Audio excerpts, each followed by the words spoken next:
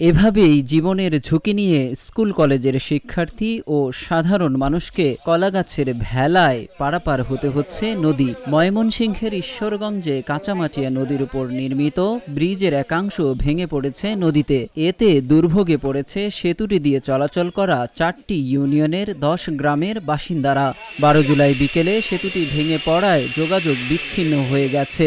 আমাদের ব্রিজ ভেঙে গেছে, তাই আমরা এই কলাগাছ সেটাতে আস্তে আস্তে অনেক কষ্ট হইতেছে। আমাদের এই ব্রিজটা যদি খুব শীঘ্রই নির্মাণ করে দেওয়া হয় তাহলে আমাদের যাতায়াত করতে অনেক সুবিধা হবে, তাহলে আমরা খুব সুরক্ষিতভাবে যাতায়াত করতে পারবো।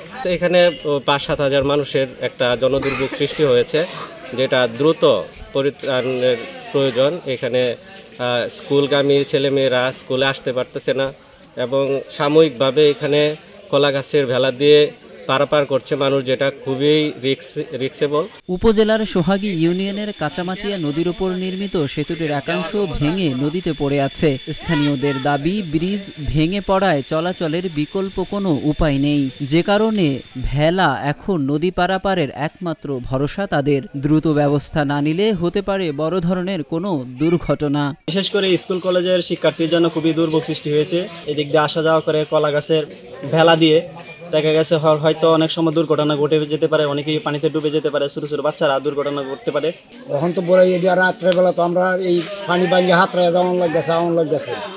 তবে বৃষ্টি ভেঙে যাওয়ার পরপরই খোঁজ খবর নিয়েছেন স্থানীয় জনপ্রতিনিধিরা। কর্তৃপক্ষকে জানাইলাম, জানানোর পরে তারাও আশ্বাস দিলেন যে এটা যত দ্রুত গতিতে সম্ভব হয় মেরামত করার ব্যবস্থা নেব।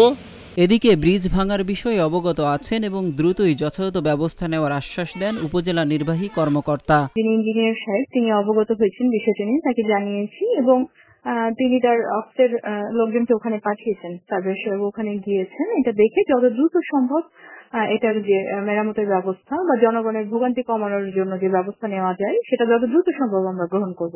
উপজেলা এলজিইডি ও স্থানীয় সূত্রে জানা যায়, সোহাগী ইউনিয়নের মাঝখান দিয়ে বয়ে গেছে কাঁচামাটিয়া নদী। নদীর দুই পারের বাসিন্দাদের পারাপারের জন্য 1999 সালে ব্রিজটি নির্মাণ করা হয়েছিল।